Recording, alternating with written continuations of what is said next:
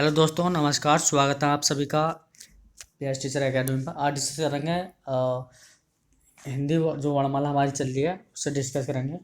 और यहाँ पर हमने स्वर कंप्लीट कर लिए थे, मतलब स्वर आधे कंप्लीट हुए थे, आधे कंप्लीट हुए थे। मिनिमम हमारे जो हैं वर्ण के भेद हमारे चल रहे थे, ठीक है। वर्ण भेद हमारे हो चुके थे, ठीक है बच्चों। और इसमें हमारा जो स्वरों के भेद है, ह्रस्वर, हरेस्वर और हमारा दीर्घ स्वर और प्लुत स्वर, ये कंप्लीट हो गए थे। आयोगवा, अनुस्वार, विसर्ग, ये हमारे यहाँ पर कंप्लीट हो गए थे। आगत स्वर, ये सारे कंप्लीट हो गए थे, ठीक है। उससे आगे जो है हमारा जो स्वर का जो स्वर चले थे, यानी कि स्वरों का जो वर्गीकरण था वो हम देखेंगे, ठीक है। स्वरों का वर्गीकरण हम यहाँ पर देखेंगे, तो देखते हैं, चलिए।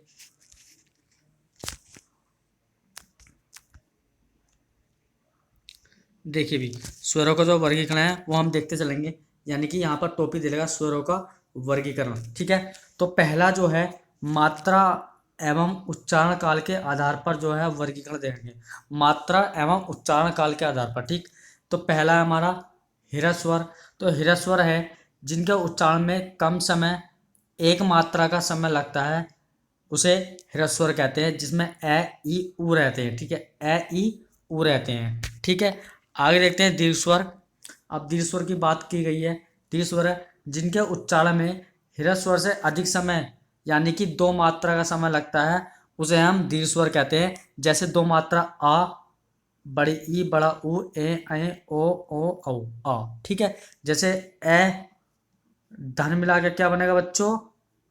आपका बन जाएगा आ, ठीक है। तो यहाँ पर जो है, यहाँ पर क्या हो रहा है, दो मात्रा, यानी कि एक मात्रा है रही और एक मात्रा, दो मात्रा मिलाकर क्या बन रही है, एक मात्रा बन रही है, यानी कि बड़ा आ बन रहा है। उसी को हम कहते हैं दीर्घ स्वर कहते हैं, राइट। आगे है प्लुत स्वर, ठीक। प्लुत स्वर जिनके उच्चारण में दीर्घ स्वर से भी अधिक समय लगता है, ठीक है। किसी को पुकारने में या नाटक के संवादों में इसका प्रयोग किया जाता है, उसे हम प्लुत स्वर कहते हैं। जैसे राम, ठीक, राम हो गया, ओम हो गया, ये सारे क्या हैं बच्चों? प्लुत स्वर हैं, ठीक है। आगे देखते हैं। देखिए, अब है जीभ के आधार पर, ठीक। हमसे पहले हमारा था मात्रा के आधार पर, अब किसके आधार पर है? जीभ के आधार पर। तो जीभ के आधार में पहला जो बनेगा हमारा, वो बनेगा अग्र स्वर, ठीक है।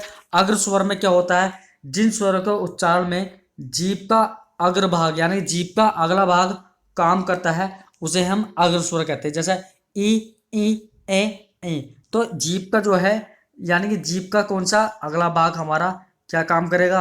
अगला भाग जीभ का कार्य करेगा, ठीक है। यहाँ से किस किस का उच्चारण होगा? तो यहाँ से ई ए का उच्चारण होगा, ठीक है बच्चों। चलिए आगे देखते हैं। अगला हमारा मध्य स्वर। मध्य स्वर यानी कि बीच वाला, जिन स्वरों के उच्चारण में जीभ का मध्य भाग, यानी कि जीभ का बीच वाला भाग काम करता है, उसे हम मध्य स्वर कहते हैं। जैसे ए, बोलो ए, तो बोल के देखो, आप प्रैक्टिस करो, आपको खुद ब खुद आपको ये डेफिनेशन आपको खुद ब खुद याद हो जाएंगे बच्चों, ठीक है।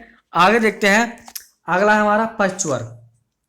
जो पश्च स्वर है, इसमें जिन स्वरों के उच्चारण में जीभ का पश्च भाग, यानी जीभ का पिछला भाग, यानी कि जैसे ये जीभ है तो जीभ का ये वाला पिछला भाग, ये, ठीक, ये हमारा क्या हो गया? आगे वाला हो गया, ये आगे का भाग हो गया, ये हमारा बीच का भाग हो गया, और ये हमारा क्या हो गया? पीछे का भाग हो गया, ठीक, पीछे, ठीक है बच्चों। ये हमारा मध्य भाग हो गया, और ये हमारा हो गया अग्रभाग हो गया, ठीक है बच्चों। तो जीभ का आगे वाला भाग, जीभ का बीच वाला भाग और जीभ का पीछे वाला भाग। तो कहा गया है कि जिन स्वरों के उच्चारण में जीभ का पश्च भाग काम करता है, उसे हम पश्च स्वर कहते हैं। जैसे बोल के देखेंगे आप, आ, उ, औ, औ, आ, ठीक है। तो जीभ का पीछे वाला भाग आपका काम कर रहा है, यहाँ पर आप खुद बोल कर देखेंगे। यानी कि पश्च स्वरों की संख्या कितनी होती है? तो पश्च स्वरों की संख्या होती है, यानी कि जो पश्च स्वर होते हैं, दो, दो, चार, दो, छः, इनकी संख्या होती है छः। पश्च स्वर की संख्या कितनी होती है? छः। और मध्य स्वर की संख्या होती है एक, और आपके अग्र स्वर की संख्या होती है चार, ठीक है बच्चों। चलिए आगे देखते हैं। पॉइंट नंबर 3 है मुख द्वार के आधार पर, यानी कि मुख द्वार, यानी कि मुंह के द्वारा कौन कौन से जो स्वर हैं वो बोले जाते हैं। मुख द्वार यानी मुख विवर के खुलने के आधार पर, ठीक है। पहला विवर्त, यानी कि जब ओपन होता है मुंह, ठीक। जिन स्वरों के उच्चारण में मुख द्वार पूरा खुलता है, यानी कि मुख का जो द्वार है वो क्या करेगा?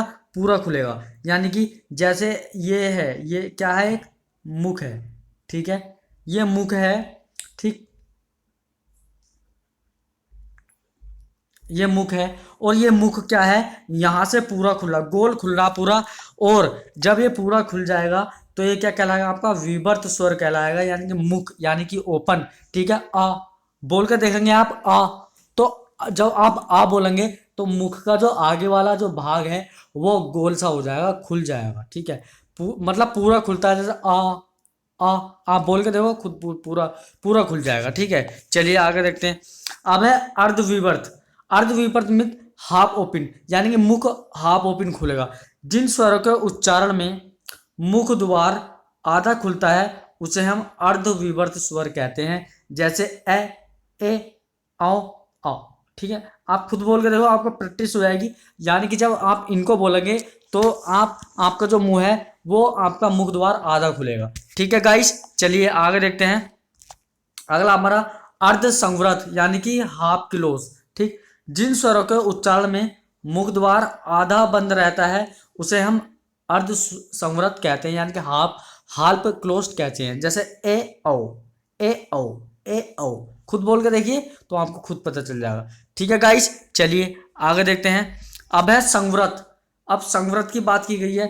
जिन स्वरों के उच्चारण में मुख द्वार लगभग बंद रहता है उसे हम संवृत कहते हैं, जैसे ई उ औ। तो मुख का जो अगले वाला जो भाग है वो मतलब कंप्लीट सा बंद सा रहेगा, मतलब लगभग बंद सा ही रहेगा। आप खुद बोल के देखो, ई उ उ। तो मुख का जो अगला भाग है वो बंद रहेगा, उसको हम संवृत यानी कि क्लोज बोलेंगे उसको, ठीक है। चलिए आगे देखते हैं। अभी अब पॉइंट नंबर 4 है ओठों की स्थिति के आधार पर। पॉइंट नंबर 4 यानी कि जो हमारे होठ हैं उनकी स्थिति के आधार पर जो जो उच्चारण होता है वो किस किस प्रकार उच्चारण होता है, और वहां से कौन कौन से जो स्वर हैं वो बाहर निकलते हैं, ठीक है। तो सबसे पहले थे अव्रतमुखी।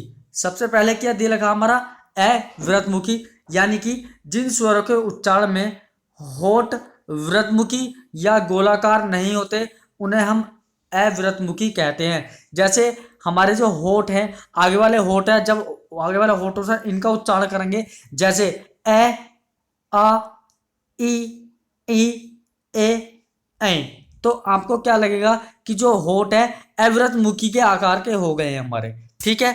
अब आगे देखते हैं अगला पॉइंट क्या है। अगला पॉइंट हमारा व्रतमुखी, ठीक है। जो होठों की स्थिति है वो व्रतमुखी की तरह हो जाएगी। जैसे जिन स्वरों के उच्चारण में जो हमारे होठ होते हैं यानी कि होठ होते हैं वो व्रतमुखी या गोलाकार होते हैं उन्हें हम व्रतमुखी कहते हैं। जैसे अगर हम इनका उच्चारण करें, जैसे उ औ ओ आ, ठीक है। इनका जब आप उच्चारण करेंगे तो आपका जो होठ है वो गोलाकार हो जाएंगे, ठीक है। तो उसे क्या बोलेंगे, व्रतमुखी स्वर बोलेंगे। क्या बोलेंगे, व्रतमुखी स्वर बोलेंगे बच्चों, ठीक है। आगे देखते हैं आगे क्या है। देखिए आगे है पॉइंट नंबर 5 है हवा के नाक व मुंह से निकलने के आधार पर। यानी कि हवा के नाक व मुंह से निकलने के आधार पर क्या स्थिति बनेगी स्वरों की, ठीक है। अब इसमें पहला पॉइंट बनेगा हमारा निर्नुनासिक मौखिक स्वर। यानी कि मौखिक स्वर और निर्नुनासिक मौखिक स्वर जो है वो कैसे आते हैं, जिन स्वरों के उच्चारण में हवा केवल मुख से निकलती है। जिन स्वरों के उच्चारण में हवा केवल मुख से निकलती है उसे हम निर्नुनासिक या मौखिक स्वर बोला जाता है। जैसे इसमें हमारा क्या है, ए है, आ ई आदि, ठीक है। इनका जब उच्चारण करेंगे तो हवा केवल मुंह से निकलती है। ए आ ई, ए आ ई बोल के देखिए, आपको खुद पता चल जाएगा। जब आप अपने मुंह पर हाथ लगाएंगे तो आपको खुद ब खुद पता चल जाएगा, ठीक है। चलिए आगे देखते हैं अनुनासिक स्वर। अब अनुनासिक स्वर कौन से होते हैं, जिन स्वरों के उच्चारण में हवा मुंह के साथ साथ नाक से भी निकलती है उन्हें हम अनुनासिक स्वर भी कहते हैं, ठीक। जैसे हमारा अंग, आ ई आदि, ठीक है। जब आप इनका उच्चारण करेंगे तो मुंह के साथ साथ आपकी नाक से भी हवा निकलेगी। जैसे हम कहते हैं एक होता चाँद, ठीक, एक होता चांद। क्या होता है बच्चों, चांद चांद चांद बोल के देखिए, चांद, माँ, नांद, नंद, है ना। ठीक, जब आप इनका उच्चारण करेंगे न, मैं, अण, तो आपका क्या होगा, नाक से भी इनकी हवा निकलेगी, यानी कि हवा जो है मुख के साथ साथ नाक से भी निकलेगी। ठीक है, उन्हें अनुनासिक स्वर बोलते हैं। चलिए आगे देखते हैं। अब है घोष तत्व के आधार पर, अगला पॉइंट है घोष तत्व के आधार पर। यहां पर घोष का अर्थ है स्वर तंत्रियों में श्वास का कंपन, या स्वर तंत्री में जब कंपन होता है तो सघोष ध्वनियां उत्पन्न होती हैं। सभी स्वर सघोष ध्वनियां होती हैं, यानी कि जितने भी आपके स्वर होंगे वो सारे सघोष होंगे। राइट, ठीक है। तो बच्चों समझ में आया होगा बेहतर तरीके से। तो मिलते हैं नेक्स्ट क्लास में, ठीक है। और अधिक से अधिक क्लास को शेयर करें, लाइक करें, सब्सक्राइब करें, ठीक है। तब तक के लिए जय हिंद, जय भारत।